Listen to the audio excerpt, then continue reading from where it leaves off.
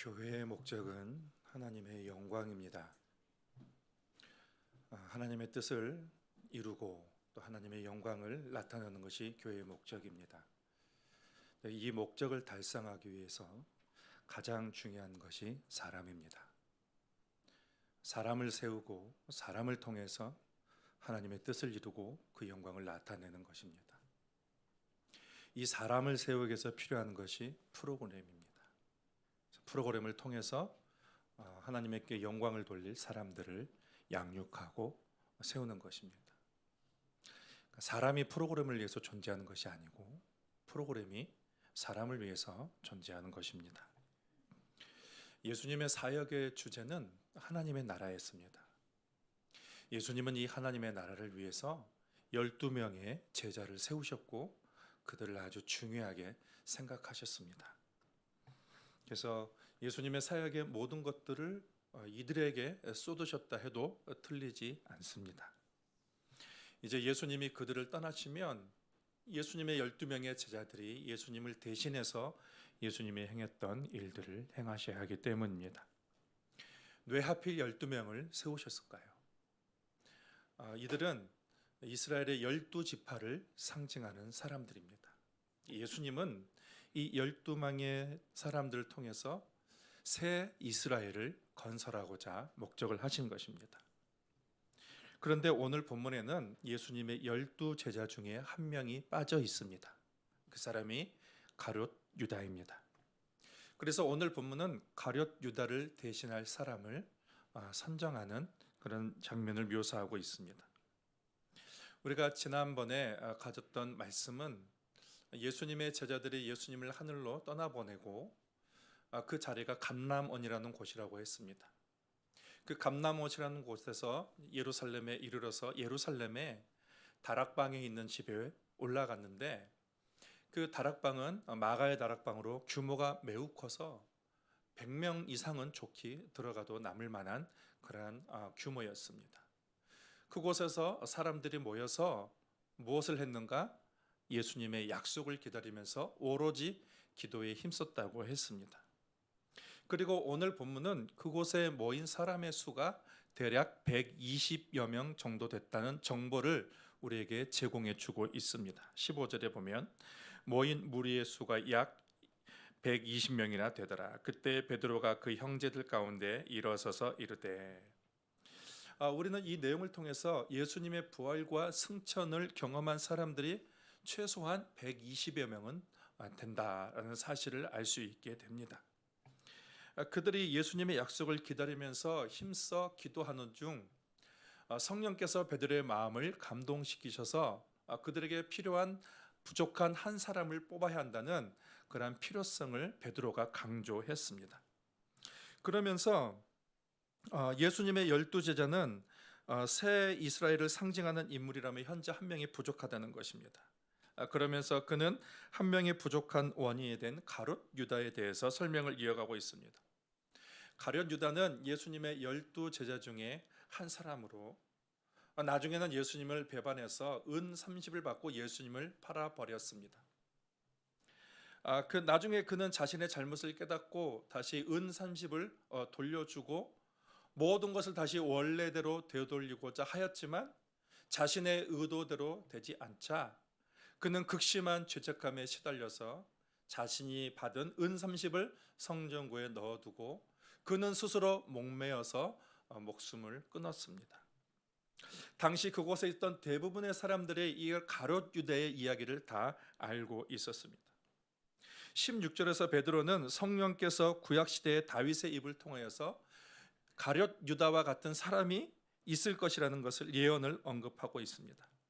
형제들아, 성령이 다윗의 입을 통하여 예수 잡는 자들의 길잡이가 된 유다를 가리켜 미리 말씀하신 성경이 응하였으니 마땅하도다.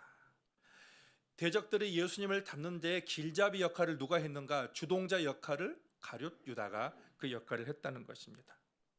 그리고 17절에 이 사람은 본래 우리 수 가운데 참여하여 이 직무의 한 부분을 맡았던 자라라고 했습니다. 그는 예수의 제자 중에 한 명으로서 직무를 감당했던 사람입니다. 제자들 중에 회개를 담당했다고 우리는 알고 있습니다. 그런데 그는 자신의 직무를 제대로 감당하지 못했습니다. 18절에 이 사람이 불의의 삭스로 밭을 사고 후에 몸이 곤두박질하여 배가 터져 창자가 다 흘러 나온지라. 그러니까 유다가 그 밭을 산 것이 아니라 제사장들이 유다의 돈으로 밭을 사게 된 것이죠. 마태복음은 유다가 단순히 목매어 스스로 목숨을 끊었다라고 그렇게 기록을 하고 있는데, 오늘 본문은 유다의 죽음에 대해서 좀 더 상세하게 묘사를 하고 있습니다. 그러니까 유다가 그의 목을 메었던 그 줄이 끊어졌든지 아니면은 그가 달았던 그 나무의 가지가 끊어졌든지 해서 그의 몸이 땅에 떨어지고 아마 바위 같은 데에 부딪혀서 그의 배가 터지고 또 창자가 다 쏟아져 나왔다라는 것입니다. 그리고 19절에 이 일이 예루살렘에 사는 모든 사람에게 알려져 그들의 말로는 이 밭을 아겔다마라 하니 이는 피밭이라는 뜻이다라고 하고 있습니다. 그러니까 사람들은 그 밭을 아겔다마 곧 피밭이라고 의미했습니다. 그렇게 부른 이유는 유다가 예수님을 팔아서 무고한 피를 흘리게 한 이유입니다. 그리고 그는 자신이 예수님을 판 돈으로 자기도 산 밭에서 그 밭에서 스스로 목을 메어 피를 흘렸습니다. 그래서 피밭이라고 부르는 것입니다. 이어 베드로는 다윗의 시편 69편과 시편 109편의 말씀을 인용하여서 그 시가 가룟 유다를 가리킨다라고 해석을 했습니다. 시편에 기록되었으되 그의 거처를 황폐하게 하시며 그가 거하는 자가 없게 하소서 하였고 또 일렀으되 그의 직분을 타인이 취하게 하소서. 그의 거처, 거기 거하는 자, 그의 거처에 거하는 자가 없게 하소서라는 말은 가룟 유다와 같은 사람이 다시는 일어나지 않기를 바라는 마음이 있습니다. 그리고 그의 직분을 타인이 취하게 하소서이란 말은 그의 직분은 반드시 필요한 직분인데 가룟 유다가 그 필요한 직분을 감당하지 못했으므로 누군가가 그 자리를 맡아서 그 자리를 계승해야 된다라는 그런 필요성을 얘기하고 있는 것입니다. 예수님이 12제자를 세우신 그러한 의도가 있었기 때문에 베드로를 위시한 다른 제자들도 예수님의 뜻을 유지하기 위해서 가룟 유다를 대신할 새로운 사도를 세우고자 했습니다. 120여 명 중에 두 사람이 추천을 받았습니다. 23절에 보면 그들이 두 사람을 내세우니 하나는 바사바라고도 하고 별명은 유스도라고도 하는 요셉이요 하나는 matti아라. 요셉과 마띠아 이 두 사람 중에 누구를 뽑아야 될지 고민이 되었습니다. 그때 이들은 기도를 했습니다. 기도하는 중에 기도하면서 제비를 뽑다가 요셉 대신에 마띠아라는 사람이 사도의 수에 가입했다라는 말씀으로 오늘 본문을 마무리하고 있습니다. 저는 처음 서두에 교회의 목적은 하나님의 뜻을 이루고 하나님의 영광을 나타내는 것이라고 말씀을 드렸습니다. 이것을 위해서 필요한 것이 사람입니다. 사람을 세워야 되는 거예요. 교회의 중요한 그런 사명입니다. 먼저 오늘 본문은 사람을 세우려면 어떻게 해야 되는가? 아무나 세우는 것이 아니라 거기에 맞는 조건이 필요하다는 것입니다. 21절과 22절에서는 사도들의 빈 자리를 채울 조건을 말씀하고 있습니다. 이러함으로 요한의 세례로부터 우리 가운데서 올려져 가신 날까지 주 예수께서 우리 가운데 출입하실 때에 항상 우리와 함께 다니던 사람 중에 하나를 세워 우리와 더불어 예수께서 부활하심을 증언할 사람이 되게 하여야 하리라 하거늘.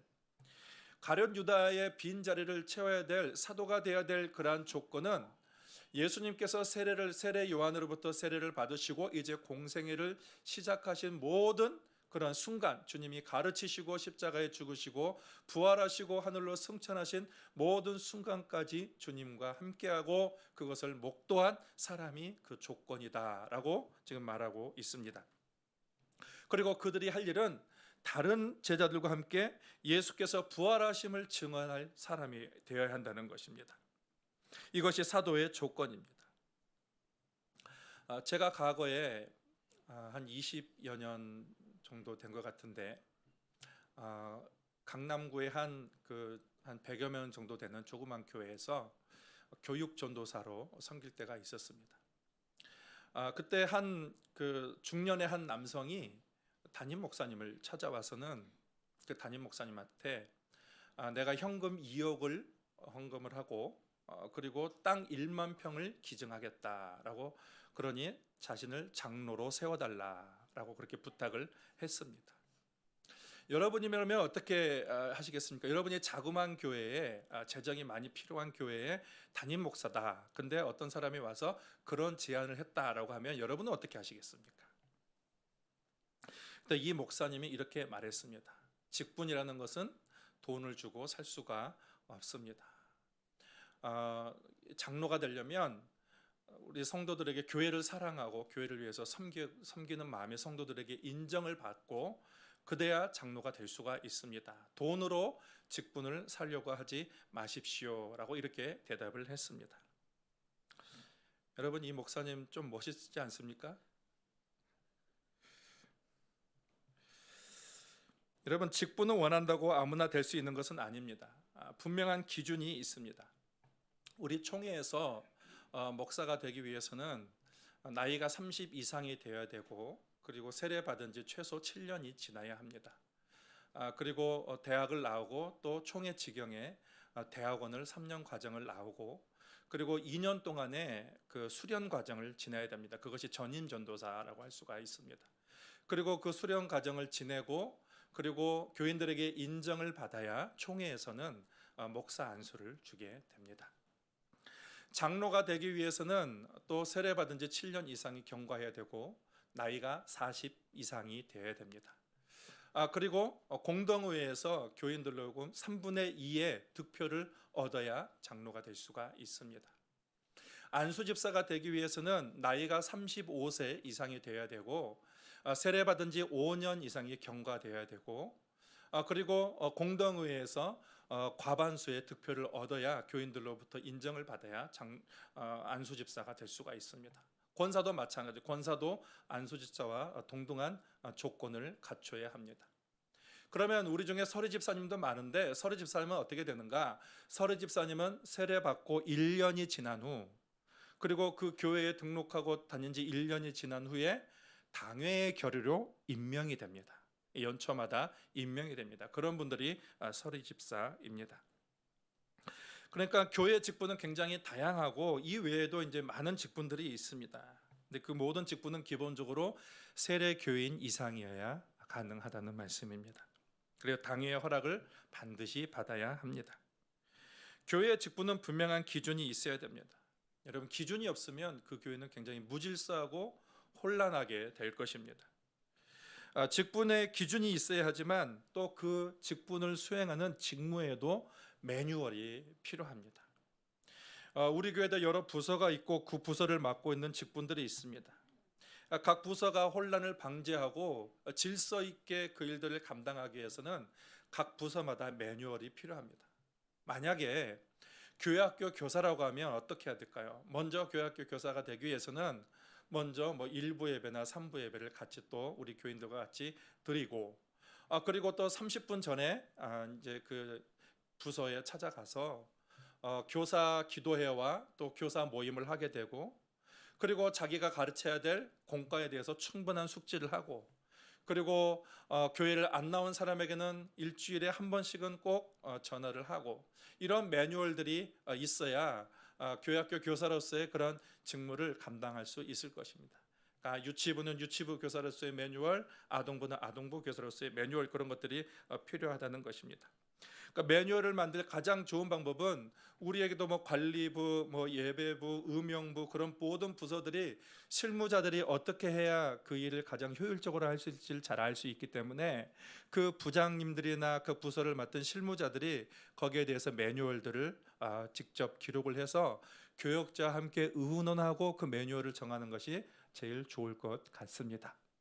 그러면은 나중에 인사 이동이 매년마다 있지 않습니까? 2년마다 한 번씩 인사 이동이 있는데, 또 다른 분이 새로운 부서를 맡게 될 때에 매뉴얼이 없는 것보다도 그 기록된 매뉴얼이 있다면 거기에 좀 더 합당하게 또 그 일을 잘 감당할 수 있을 것입니다. 또 교회가 직분자를 세우는 일에 있어서 가장 중요한 것은 기도입니다. 오늘 본문에 보면 두 사람이 거론이 되었습니다. 한 명은 요셉이요, 바사바라고도 부르고 그의 별명은 유수도라고 불립니다. 아마도 좀 더 유력한 사람입니다. 맏대아라는 사람에 대해서는 부연 설명이 없습니다. 이 둘 중에 어느 사람이 사도가 되기에 합당한지 주님께 기도한 내용이 오늘 우리가 사람을 선정할 때, 사람을 세울 때에 그 기도하는 것에 매우 좋은 모델이 될 수 있다고 할 수가 있습니다. 45절 하반부와 25절 전반부를 보면 이렇게 기도하고 있습니다. 무사람의 마음을 아시는 주여, 두 사람 중에 누가 주님께 택하신 바 되어 봉사의 사도와 직무를 대신할 자인지 보이시옵소서. 그러니까 주님만이 사람의 마음과 부르심을 아십니다. 그러니 주님께 누구를 선택하면 좋을지를 기도하면서 사람을 세워야 되는 것입니다. 교회에서 항존직을 투표로 선출할 때에 또 각 부서의 사람을 세울 때에 나와 친하고 내게 마음이 드는 사람이 아니라 주님의 뜻이 누구에게 있는지를 묻고 그리고 성령의 인도하심을 받는 것이 사람을 세우는 일에 매우 중요하다는 것입니다. 오늘날 우리 교회뿐만 아니라 한국교회 많은 교회들에 정말 부족한 사람이 교회학교 교사입니다. 교회학교 교사가 제가 있었던 교회도 마찬가지고 그리고 또 우리 교회에도 교회학교 교사가 더 필요합니다. 그래서 계속해서 교회학교 교사를 광고를 냈습니다. 사람이 필요하다는 것입니다. 어떤 사역을 하기 위해서는 또 하나님 나라 일을 하기 위해서는 반드시 사람이 세워져야 되고 사람이 필요합니다. 그리고 계속해서 DS 밴드에 대해서도 그 지원자를 모집한다고 광고를 냈었습니다. 그러니까 우리가 할 일은 하나님께서 사람을 보내주시고 또 우리 교회가 사람을 세우고 키울 수 있도록 기도해야 되고 또 여러분 중에 내가 교회 일에 참여할 일이 없다면 또 거기에 또 자원해서 참여하는 것이 또 하나님께서 여러분에게 원하시는 뜻이라고 말씀을 드립니다. 그리고 이렇게 기도해서 맏디아라는 사람이 선정이 되었습니다. 여러분, 맏디아와 요셉 중에 맏디아가 선정되었다면 여러분 요셉은 버려진 것입니까? 그렇지 않아요. 이제 이 두 사람 중에 맏디아는 사도가 되었고 요셉은 사도가 되지 않았지만 그렇지만 사도행전 15장에 보면 이 바사바라는 인물이 등장을 했는데 이 사람이 이 사람입니다. 이 사람은 초대교회에서 또 주도적인 아주 좋은 영향을 끼친 그런 사람으로 등장을 하게 됩니다. 내가 어떤 중직이 안 됐다고 해서 여러분 거기에 대해서 실망하거나 원망할 필요가 없습니다. 부르심이 다 다른 것입니다. 각자의 부르심과 위치가 있는 것입니다. 남과 비교하지 말고 남의 것 어떠가 부러워하지 말고 내게 주신 일에 대해서 오늘 내가 섬길 일을 찾고 거기에 대해서 최선을 다할 때에 하나님께서 그 사람을 통해 놀라운 일을 이루어 가시는 것입니다.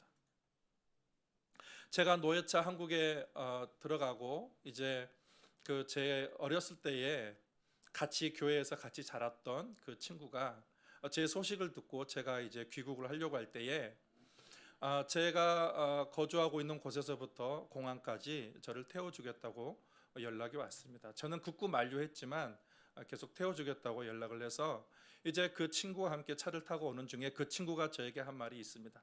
이 친구는 아주 명석하고 재능이 많습니다.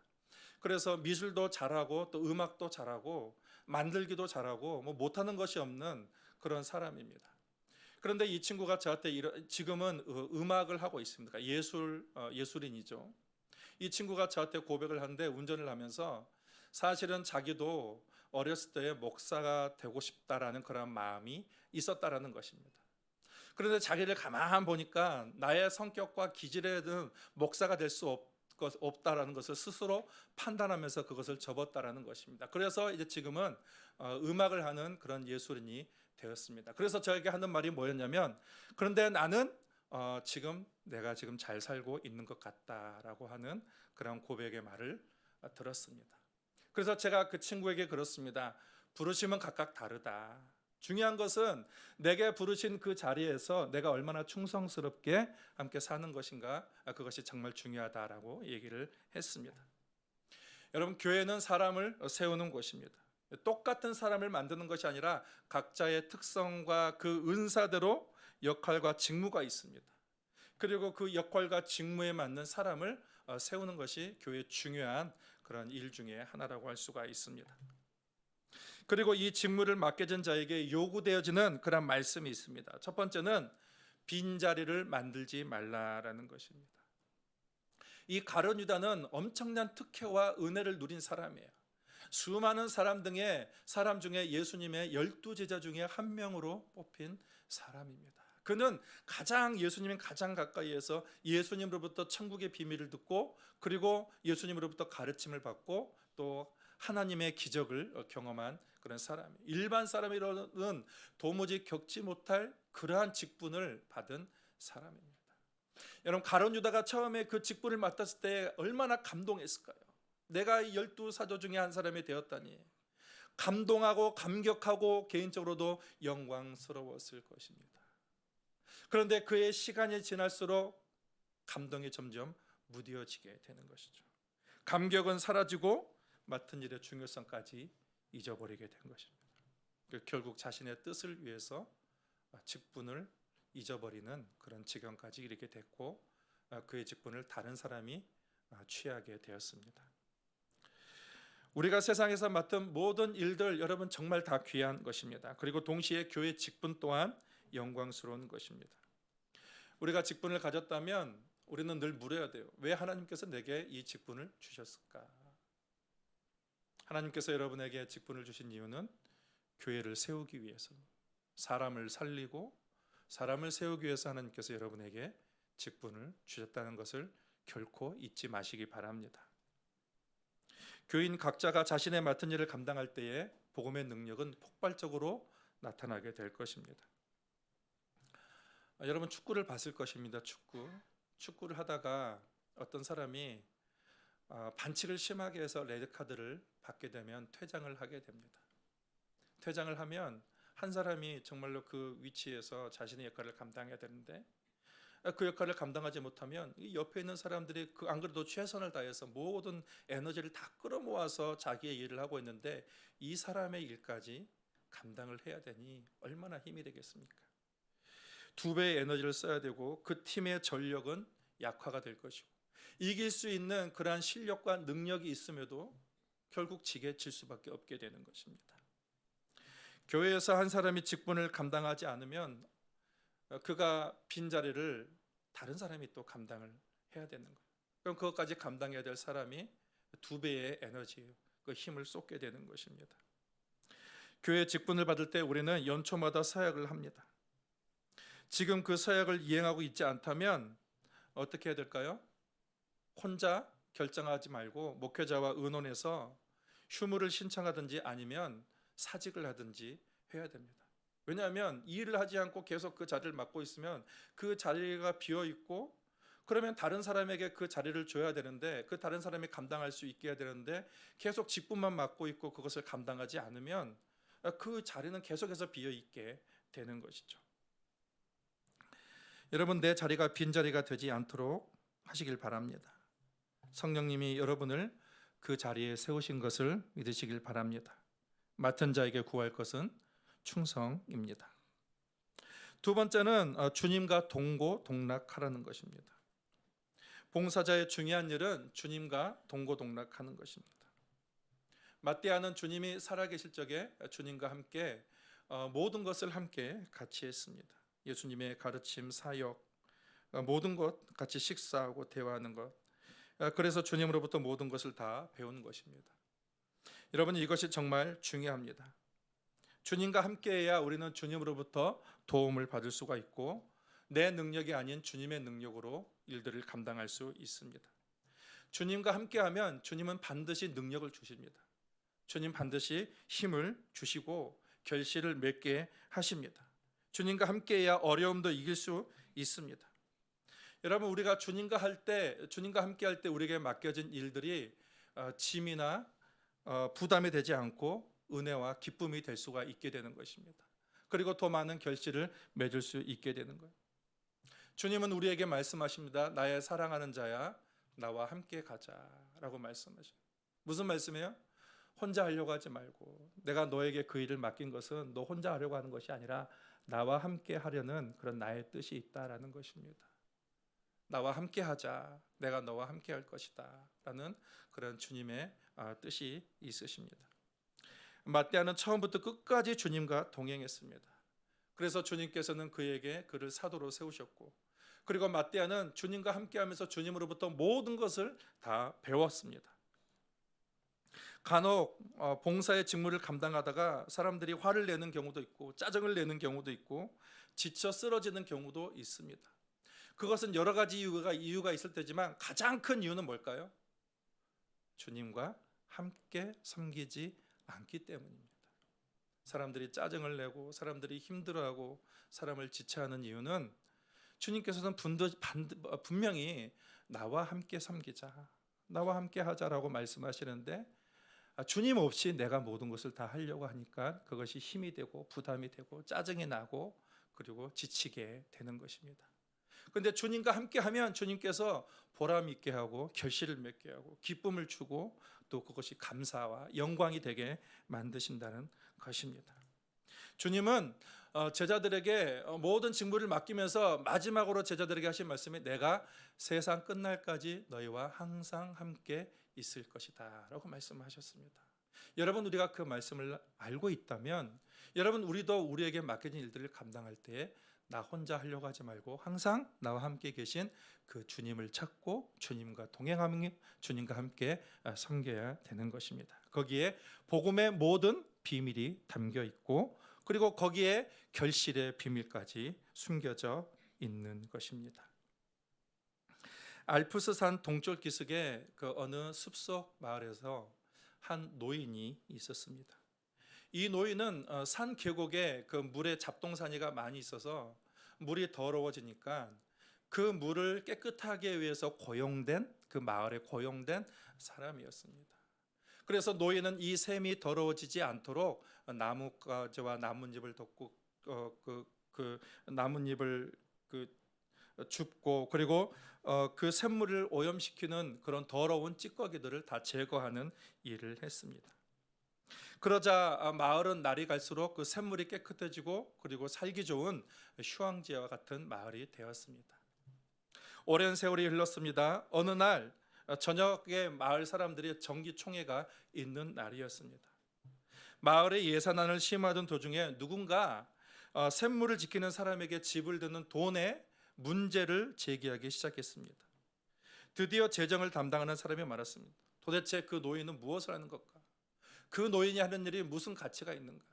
그 노인이 하는 것이 우리에게 뭔가 두드러지게 뭔가 나타나는 그러한 결과가 있는가? 라면서 문제를 삼았습니다. 그러면서 더 이상 그 노인을 고용할 필요가 없다라고 결론을 짓고 마을 사람들은 그 노인을 해고시켰습니다. 그 어느 날 샘물 위에 젓갈색 이끼가 조금씩 끼기 시작했습니다. 며칠 후에 물은 더욱더 더러워지고 그리고 한 주가 지나자 끈끈한 피막이 생겨나고 물을 다 덮게 되고 물에서는 악취가 나고 냄새가 나고 그 물을 마신 사람들이 이상한 질병에 걸리게 되고 전염병이 발생하기 시작했습니다. 그제야 사람들은 자신들이 실수한 것을 알고 다시 그 노인을 고용해서 노인에게 일을 시켰고 조금 시간이 지나지 않아서 다시 샘물은 깨끗해졌고 그 마을은 살기 좋은 마을이 되었다는 이야기입니다. 여러분, 교회는 영원한 생수가 흐르는 곳입니다. 그 생수를 잘 흐르게 위해서 교회에게 필요한 것은 사람이죠. 사람을 세우는 것입니다. 그리고 거기에 세워진 사람은 자신의 일이 하찮아 보여도 자신의 자리를 비우지 않고 주님과 동고동락하며 잘 감당하는 것입니다. 여러분, 그렇게 될 때에 우리가 거하는 공동체는 더욱 튼튼하고 더욱 행복해지며 또 주님이 기뻐하는 그런 공동체로 세워질 것을 믿습니다.